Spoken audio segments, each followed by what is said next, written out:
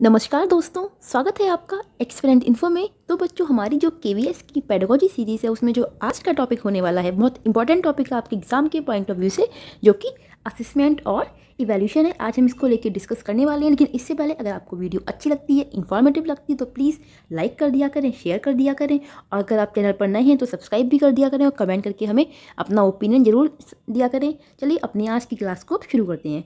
देखिए बच्चों, पहले हम जानते हैं इवैल्यूएशन के बारे में कि इवैल्यूएशन क्या होता है, जिसको हम हिंदी में कहते हैं मूल्यांकन। देखो, हम लोगों ने जितनी भी अब तक थ्योरी वगैरह पढ़ी है या फिर जो भी कुछ पढ़ा है, उस सब में सबसे लास्ट स्टेप क्या थी? इवैल्यूएशन थी। पूरा जो टीचिंग लर्निंग प्रोसेस चल रहा है, तो वो प्रोसेस कंप्लीट कहाँ पे होता है? आके इवैल्यूएशन पे होता है। तभी तो हमको पता लगता है ना कि बच्चे को जो हमने सिखाया वो कितना उसने सीखा, और जो हमारा टीचिंग लर्निंग स्टाइल था वो किस हद तक सक्सेसफुल हुआ भी है या फिर नहीं हुआ है। तो ये जो लास्ट प्रोसेस होता है टीचिंग लर्निंग का वो क्या होता है बच्चों?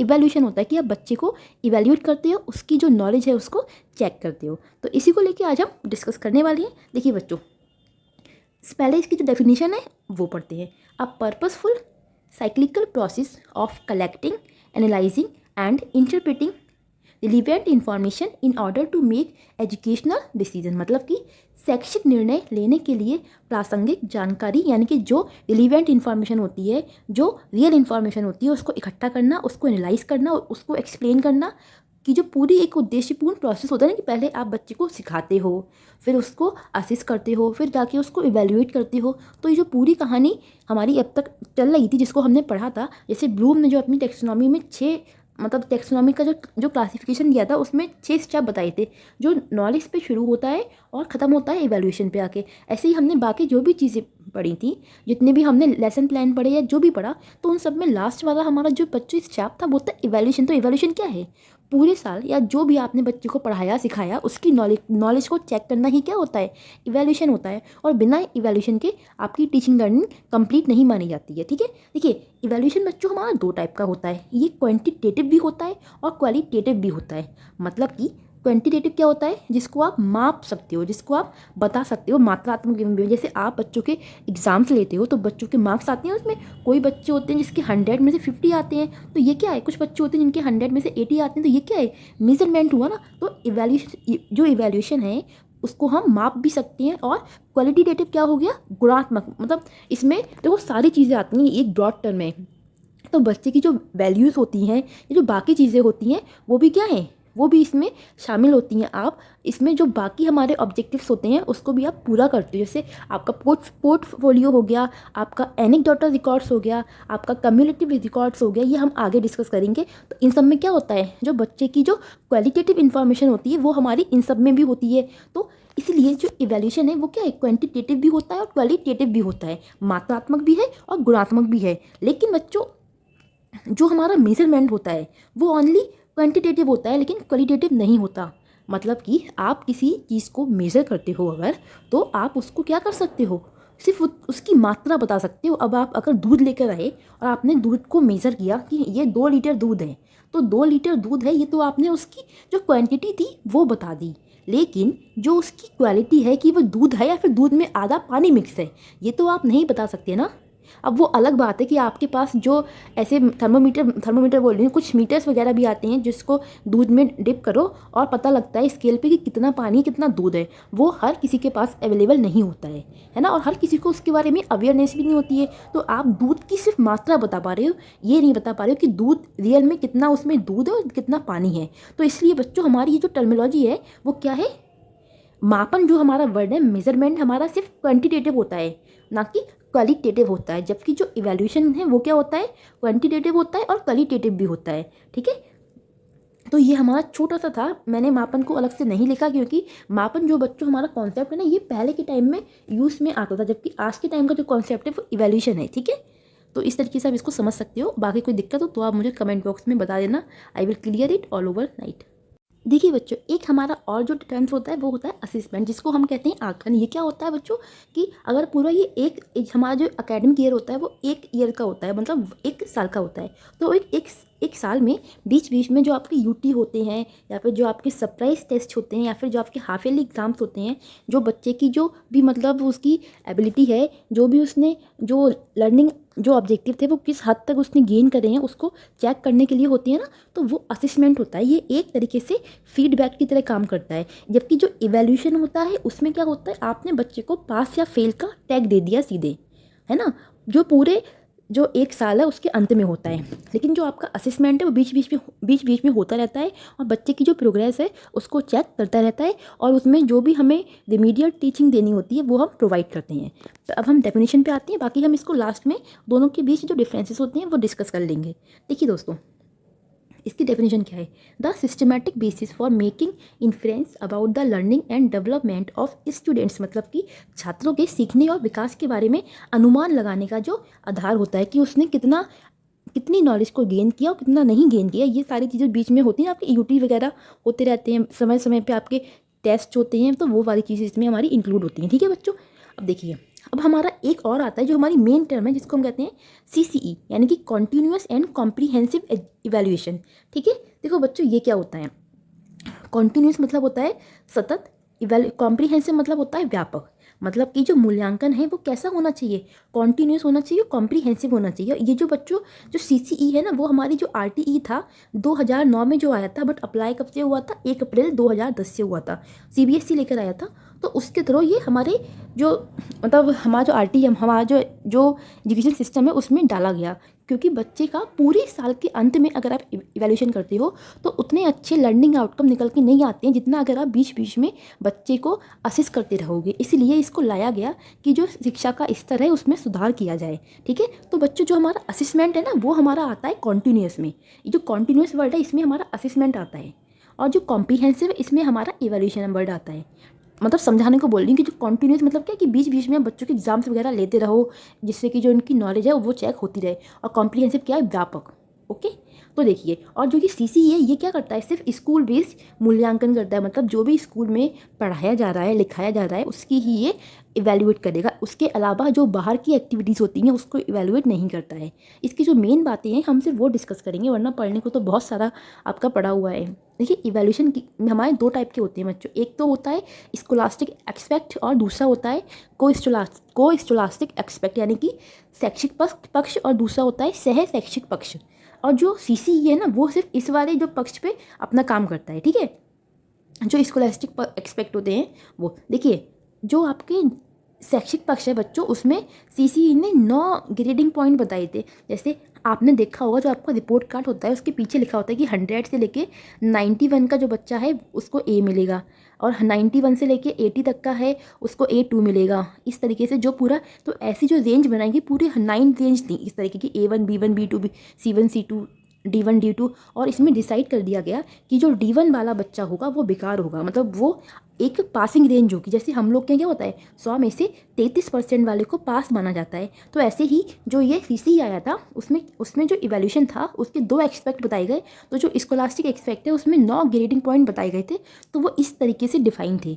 तो उसमें जो एक डी वाला था बच्चों, डी नंबर का जो ग्रेडिंग पॉइंट था वो क्या था कि अगर बच्चा इस हद तक पहुँच रहा है तो पास है, इससे नीचे गया तो फेल माना जाएगा। जैसे हमारे क्या होता है 33% पे फेल होता है, तो वैसे ही इनका इसमें भी यही चीज़ मेंशन की गई थी। बाकी जो हमारा को स्कोलास्टिक एक्सपेक्ट आता है जिसको हम बोलते हैं सह शैक्षिक पक्ष, मतलब कि स्कूल में जो पढ़ाई के साथ साथ बाकी एक्टिविटीज़ होती हैं उसके लिए 5 जो ग्रेडिंग पॉइंट्स थे वो बताए गए थे, A1 A2 करके, वो भी कुछ ऐसे ही थे, A1 B1। तो आपको वो याद नहीं रखना है, आपको बस मुद्दा याद रखना है। तो हमें थोड़ा सा आपको ओवरव्यू दे दिया कि हाँ ये था क्या। देखिए, असिस्मेंट क्या है, एक तरीके का इसमें 2 टूल होते हैं कि बच्चे को असेसमेंट देना है ना आपको, कि बीच बीच में जो बच्चे को लाइक है स्कैफोल्डिंग देना, अगर जिससे कि वो जो लर्निंग प्रोग्रेस है उसकी अच्छी हो सके।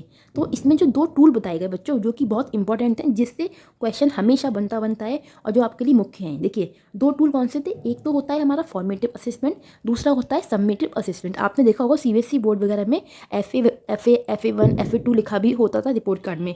ठीक है, तो इसमें क्या है, जो बच्चों फॉर्मेटिव असेसमेंट है इसको 40% की वेटेज दी गई, और जो आपका सबमिटिव असेसमेंट है इसको 60% की वेटेज दी गई। जैसे आप लोग देखते हो जब आपके यूटी वगैरह होते हैं वो वो जनरली 20 नंबर के होंगे या 10 नंबर के होंगे। बाकी जो आपके एग्ज़ाम्स होते हैं वो आपके 80 मार्क्स के होते हैं। इस तरीके से कुछ क्राइटेरिया बने होते हैं। हर जो यूनिवर्सिटी होती है, हर स्कूल का अपना अलग एजेंडा होता है ना।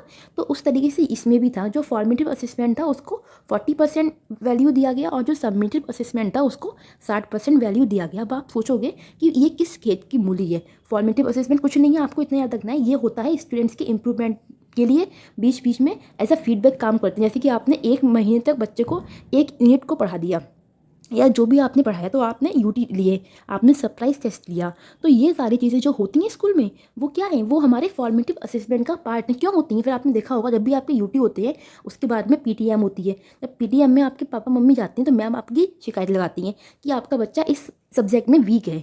तो वो क्या है, जो भी आपकी कमजोरी है उसको पता लगाया जाए, उस कमजोरी को सुधारा जाए, आपको फीडबैक दिया जाए, इसलिए आपका होता है फॉर्मेटिव असेसमेंट। ठीक है, इसमें यूटी हो गए, आपके सरप्राइज टेस्ट हो गए, और इसकी जो टाइमिंग होती है बच्चों वो फ्लेक्सिबल होती है। ऐसा नहीं है कि एक बार में डिसाइड कर दिए कि अगर आपका यूटी दिसंबर में होने हैं तो दिसंबर में ही होने हैं। अगर दिसंबर में होना सुइटेबल नहीं होंगे तो वो आपकी यूटी को जनवरी में भी ले सकते हैं।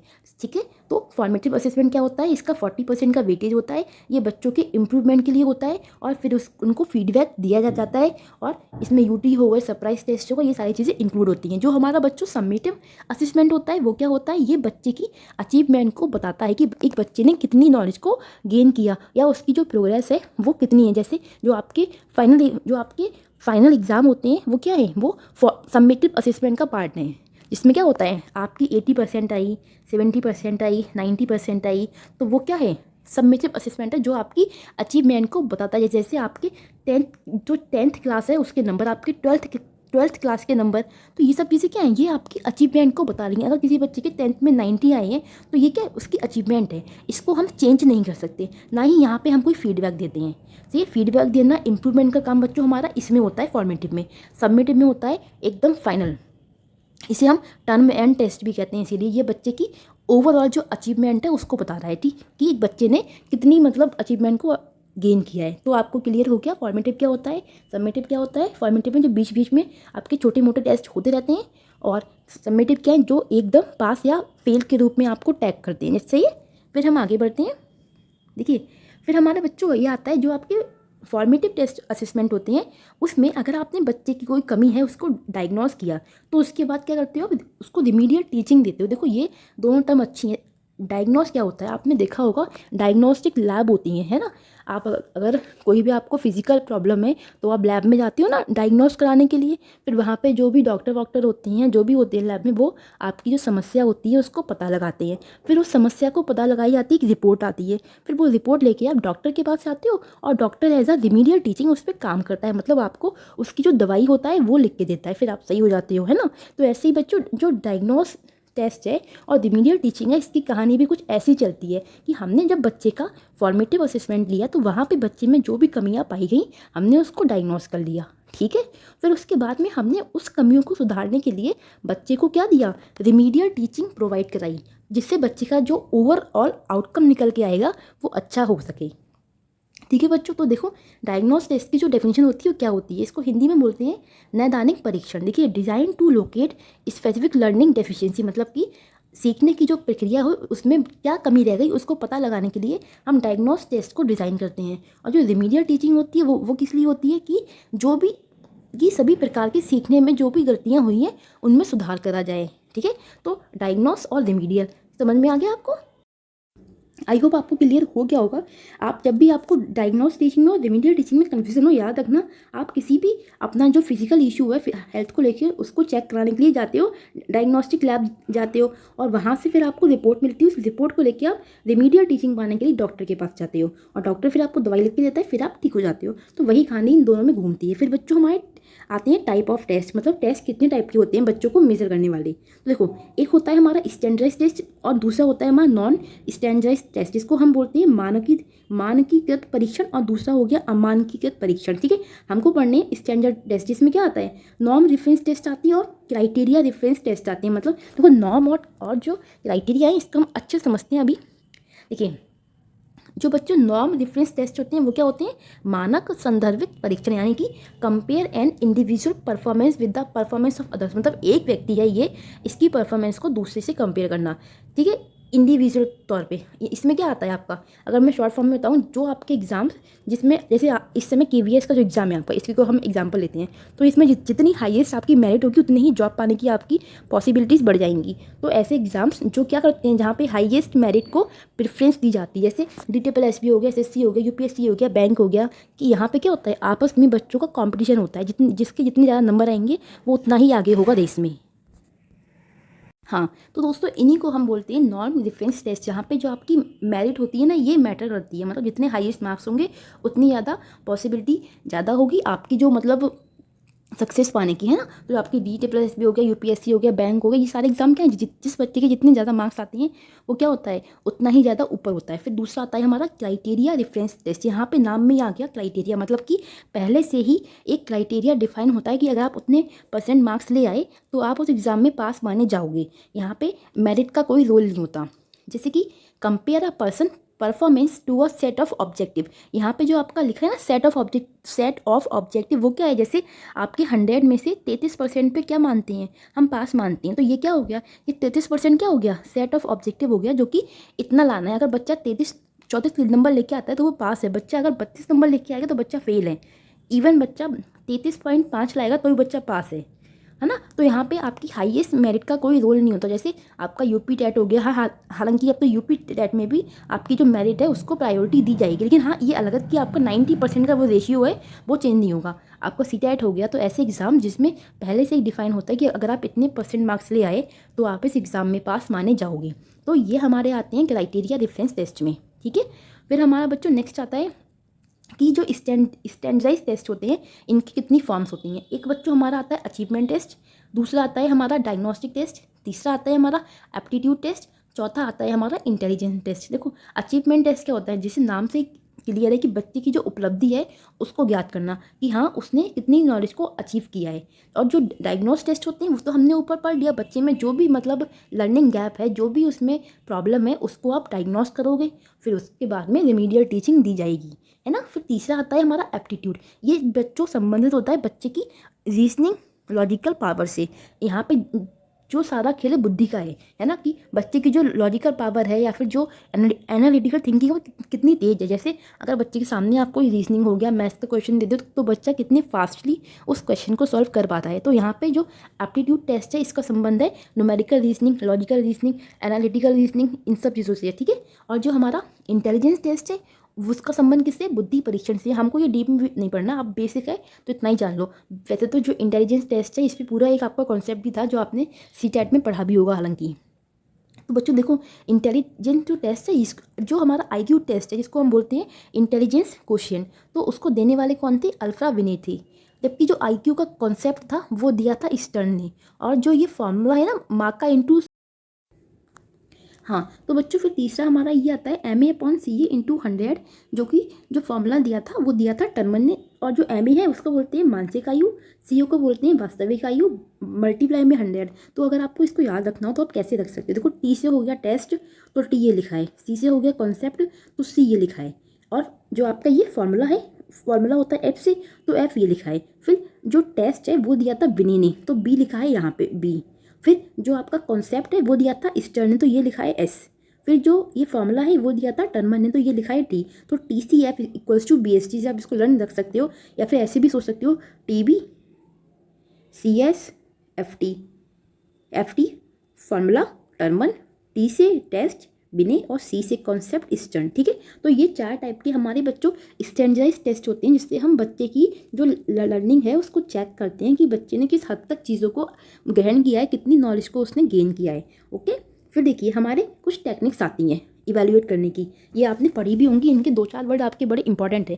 पहला होता है बच्चों ओरल टेस्ट। आपने देखा होगा कि पहले कि जब बच्चा छोटा होता है तो उसका ओरल टेस्ट भी क्लास में टीचर्स लेते हैं, है ना, जिससे 2-4 फ़ायदे होते हैं। बच्चे में जो हेजिटेशन होती है वो भी दूर होती है और बच्चा बोल भी पाता है ईजिली, कंफर्टेबल भी हो पाता है और टीचर को भी पता लग पाता है कि बच्चे में किस चीज़ को लेके कौन सी कमी है और किस चीज़ में क्या इंप्रूवमेंट देना है।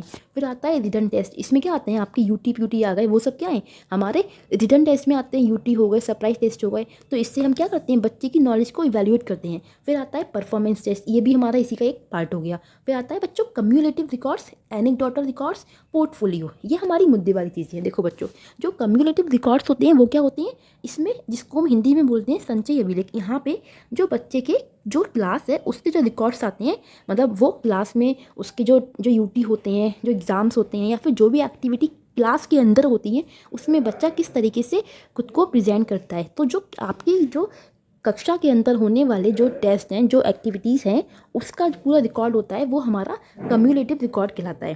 फिर हमारा बच्चों आता है एनेक्डोटल रिकॉर्ड। इसमें क्या आता है, इसे बोलते हैं उपाख्यानात्मक अभिलेख। हिंदी में नाम बड़ा गंदा है, इंग्लिश में याद रखना। तो देखिए, जो बच्चों एनेक्डोटल रिकॉर्ड्स होते हैं इसमें ओवरऑल आता है कि बच्चे के स्कूल के अंदर भी, मतलब स्कूल का मतलब है कि बच्चे का जो क्लास है उसके अंदर होने वाली एक्टिविटीज़ भी, क्लास के बाहर होने वाली एक्टिविटीज़ भी, दोनों एक्टिविटीज़ इसमें शामिल होती हैं।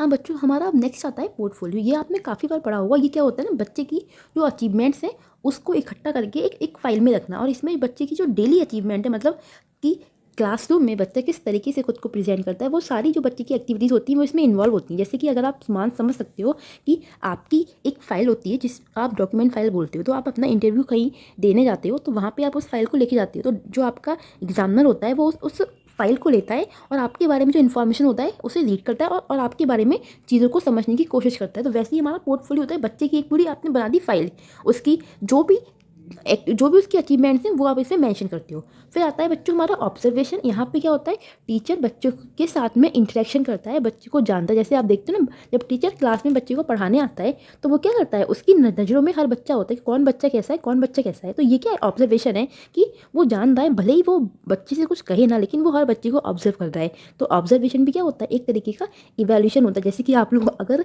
अपने जो आपका एरिया होता है, जो आपकी सोसाइटी होती है, वहाँ पे कहीं घूमने घामने जाते हैं तो जो आपके आसपास मोहल्ले के लोग होते हैं वो क्या करते हैं, आपको ऑब्जर्व करते हैं। भले ही आपसे कुछ कहें ना, लेकिन उन्हें ऑब्जर्व जरूर करना है आपके लिए, आपकी हर एक एक्टिविटी को ऑब्जर्व करना है। तो उसी तरीके का जो क्लासरूम में भी इन्वायरमेंट होता है। ओके फ्रेंड्स, तो हमारा जो टेक्निक थी कुछ जो इवैल्यूएशन की, वो कुछ ये थी। अगर आपको कोई दिक्कत हो तो आप बता देना। फिर हमारा आता है असेसमेंट, जो कि काफ़ी इंपॉर्टेंट है। इसमें ये 3-4 जो टर्म्स हैं वो आपके एग्जाम के लिए इवन मेंशन भी की गई हैं। देखो बच्चों, असेसमेंट हमारा इवैल्यूएशन का पार्ट होता है। अगर ये हमारा क्या इवैल्यूएशन है, ये हमारा ई है, ई फॉर इवैल्यूएशन, तो इसके अंदर क्या आता है, असेसमेंट आता है। ठीक है, और असेसमेंट में भी हमारा जो फॉर्मेटिव असेसमेंट होता है वो सबसे अंदर होता है, उससे बाहर होता है समेटिव असेसमेंट। देखिए, हमारे 4 टाइप के बच्चों असेसमेंट होते हैं: assessment for learning, assessment of learning, assessment as learning, assessment in learning. लेकिन हमको पढ़ने हैं only 3: assessment for learning, assessment of learning, assessment as learning. ठीक है, क्योंकि हमारे जो सिलेबस है उसमें 3 ही मेंशन किए गए हैं।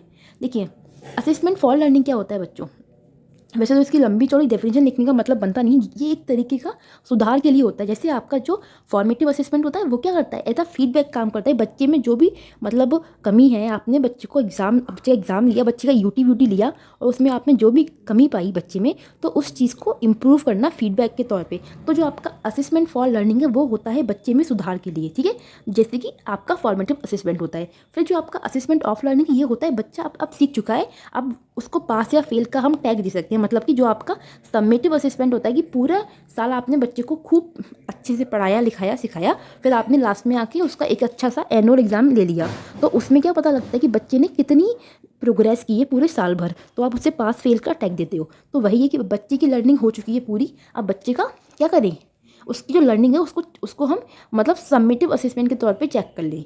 फिर आता है हमारा असेसमेंट एज लर्निंग। ये क्या होता है, ये होता है पीएस के रूप में। बच्चे अपने ही जो ग्रुप होता है उसमें एक दूसरे की जो नॉलेज होती है उसको चेक करते हैं, जिसको हम बोलते हैं सेल्फ असेसमेंट। लेकिन ये बच्चों ऑनेस्टी के साथ में होना चाहिए। जैसे अगर मैं बोलूँ एक वे में और आपको इसको समझाती हूँ, पीयर्स के फॉर्म में भी आप देख सकते हो, बाकी आप इसको एक तरीके से सेल्फ असेसमेंट के तौर पे भी देख सकते हो। जैसे अगर आप लोग ऑफलाइन टेस्ट सीरीज देते हो, सही है, तो आप लोग गए और बाजार से किताब लेकर आए। ठीक है, इस किताब में आपने क्वेश्चन आंसर जो टेस्ट सीरीज थी केवीएस की वो दे रखी है, तो आपने इसकी जो क्वेश्चन आंसर थे वो लगाना स्टार्ट किए। फिर आपको 2-4 क्वेश्चन आंसर नहीं आए, फिर आपने क्या किया, आपको पता है कि इसके लास्ट में जो किताब होती है आंसर दे रखे होते हैं, तो आपने वही आंसर टीप टीप के निशान लगा लिए। तो ये क्या है, ये सेल्फ असेसमेंट हुआ? नहीं हुआ ना। सेल्फ असेसमेंट होने के लिए ऑनेस्टी का होना इंपॉर्टेंट है। अगर आप खुद को खुद से आंक रहे हो कि आपको कितना आता है कितना नहीं आता है, या जैसे बच्चे होते भी हैं आपकी कॉपी पे हाथ रख के पढ़ते हैं, क्वेश्चन पढ़ते हैं, फिर आंसर आंखें बंद करके डिवाइस करते हैं, तो ये सारी चीज़ें जो होती हैं ये हमारी होती हैं असेसमेंट एज लर्निंग, जो सीखने के दौरान होता है। ठीक है। और जो हमारा असेसमेंट ऑफ लर्निंग है वो बच्चे को हमने नॉलेज दे दी है, अब उसको चेक करते हैं। और जो असेसमेंट फॉर लर्निंग है वो होता है सीखने के लिए कि बच्चे को अभी क्या सिखाना बचा है और क्या बच्चा सीख चुका है। ठीक है। तो ये फॉर ऑफ एज आप ऐसे याद रख सकते हो, इस तरीके से आपको ईजी पड़ेगा।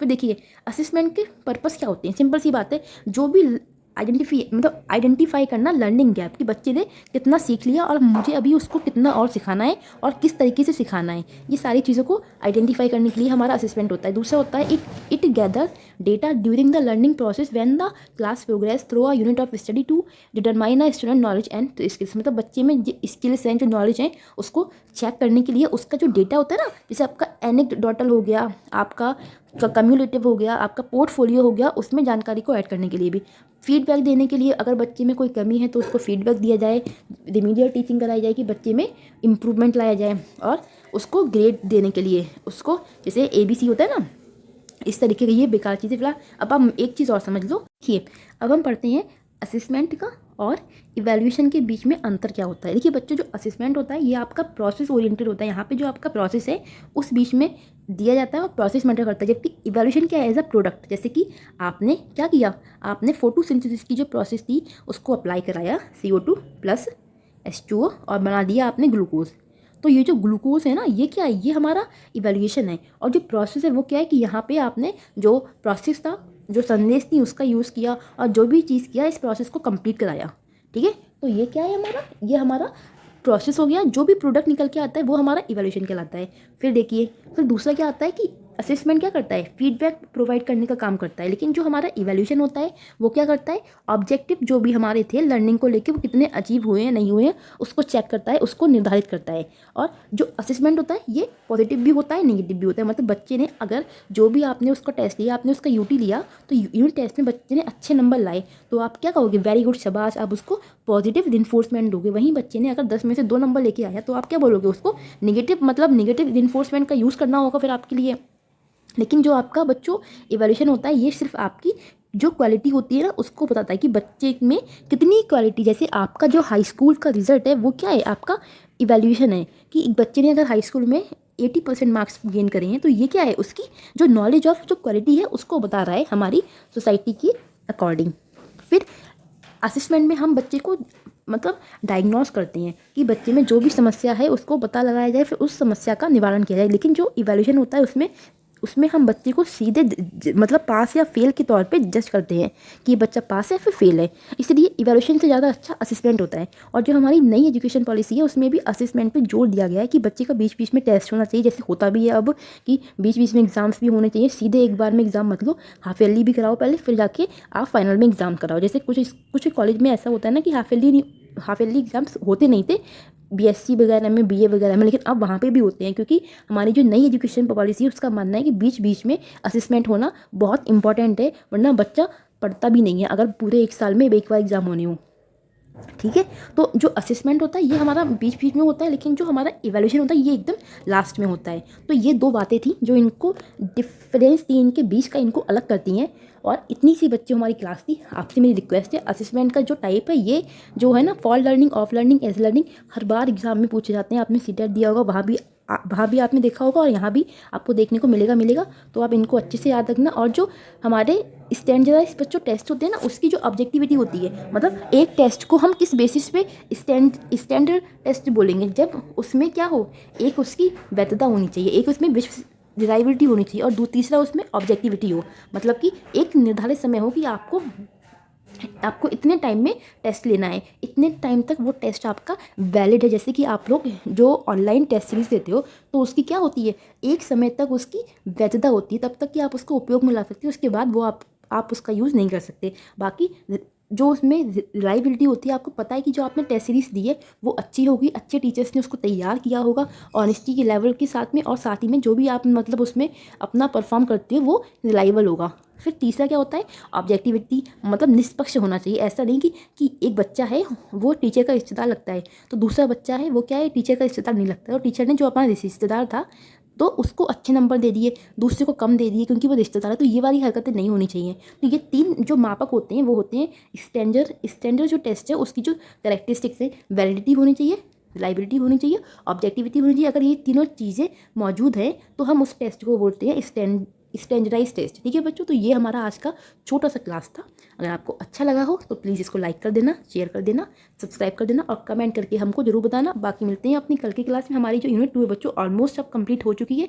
इसका बस एक टॉपिक बचा है FLN, जो मैं कल कंप्लीट करा दूंगी और फिर हम अपने नेक्स्ट यूनिट पे मूव करते हैं। एंड साथ ही में आपका जो कोर्स है वो 10 जनवरी तक पूरा हो जाएगा, आई एम डैम श्योर। अब आपका इतना कोर्स नहीं बचा है, जो मेन था वो ऑलरेडी हो चुका है। 2-4 चीज़ें हैं वो मैं अभी और करा दूंगी। ठीक है, चलो मिलते हैं अपनी अगली क्लास में। तब तक के लिए आप हमसे जुड़े रहें, हमको सपोर्ट करते रहें, बाकी पढ़ते रहें अच्छे से।